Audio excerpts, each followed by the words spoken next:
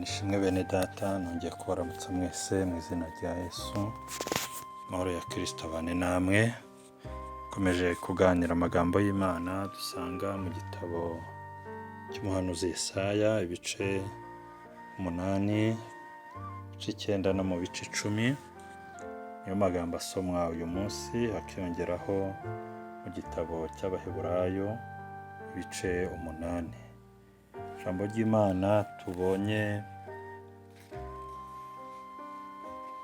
muri Yesaya n'amagambo yagiye atubwira ibigendanye n'ubuhanuzi bw'uburyo Yesu azavuka. Ni Yesaya wabihanuyeho hano mu bice 8, ariko ageze mu bice 9 avuga amagambo abitomora neza kubera ku murongo wa 5 w'igice cya 9.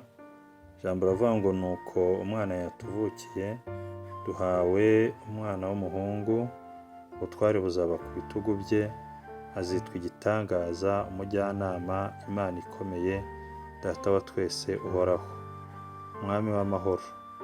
Gutegeka kwe n'amahoro bizagwirira ku ntebe ya Dawidi n'ubwami bwe,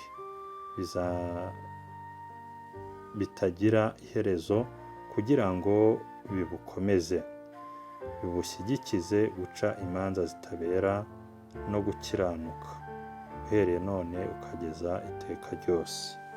Ibyo ngibyo Uwiteka Nyiringabo azabisohoresha umwete we. Imana ishimwe cyane.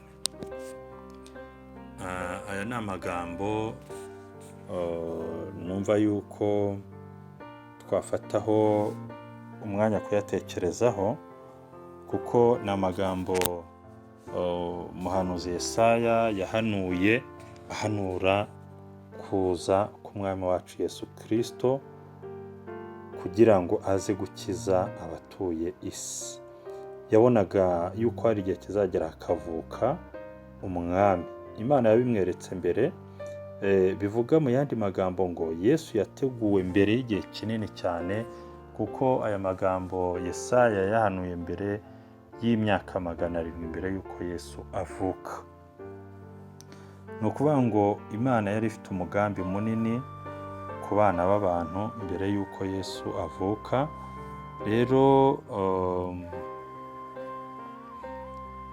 ni ikintu cyo guha agaciro nk'abantu bumva ubu butumwa bwiza.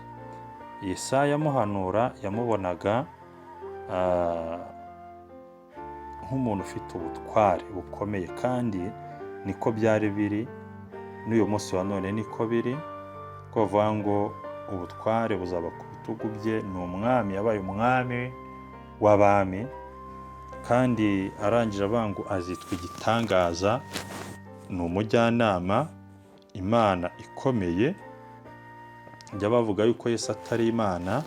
Yesaya yamuhanuye yerekana ko ari Imana ikomeye, kandi ari data wa twese uhoraho. Ijambo ry'Imana muri Matayo mu isengesho, iyo tugiye gusenga turavuga ngo data wa twese uri mu ijuru. Hano Yesaya abona Yesu yamubonaga nk'aho ari Imana ikomeye, yamubonaga ari Imana ikomeye, kandi akamubona ari data wa twese uzaza gukiza abantu ibyaha. Arangije aravuga ngo ni umwami w'amahoro. Uyu murongo wa 5 abona ko ngo gutegeka kwe n'amahoro bizagwirira ku ntebe ye ya Dawidi n'ubwami bwe. Imana ishimwe cyane. Yaje ari umwami w'amahoro, kandi aza gutuma abantu babana mu mahoro. Ibi ngibi rero ni ibintu tugomba guha agaciro umwami Yesu, kuko yaraje isi, abari mu isi babona amahoro, bagubwa neza. Abari muri Yesu, ijambo riravuga ngo nta teka bazacirwaho ukundi, kuko ari umwami w'amahoro. Iyo wamugezemo aguha amahoro, akaguha kugubwa neza, akaguha umugisha, akaguha imbaraga kandi akakubera umurengezi n'umutabazi muri byose. Nk'uko ijambo ry'Imana ryabitubwiye mu Baheburayo ibice byaho 8, ryakomeje rishimangira aya magambo ari muri Yesaya, aho babonaga yuko Kristo ari umutambyi mukuru kandi w'isezerano rishya, niko hano babigaragaje.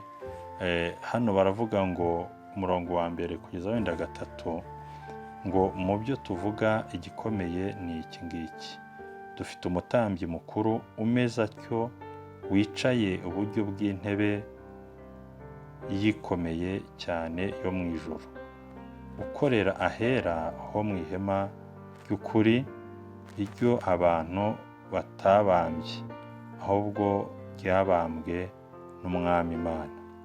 Ubwo umutambyi wese ashyirirwaho umurimo wo gutura amaturo no gutamba ibitambo, nicyo gituma na wa wundi nawe akwiriye kugira icyo atura. Uyu ni Yesu bavugaga ko yari umutambyi mukuru uruta abandi batambyi bose bari bariho. Imana idufashe cyane. Niyo mpamvu natwe tugomba kumwubaha no kumuhesha agaciro muri byose, mu byo dukora no mu byo tuvuga, tugakomerera muri we kandi tukamwizera kugira ngo atubere umutabazi, atubere umurengezi, kuko abamwemeye bose bakizera izina rye yabahaye ubushobozi bwo kuba abana b'Imana. Ndabifuriza rero mwese kumwizera no kumukomeraho kugira ngo abahe kuba cyangwa abahindure kuba abana b'Imana. Ibyo mbifuriza mu izina rya Yesu. Amen.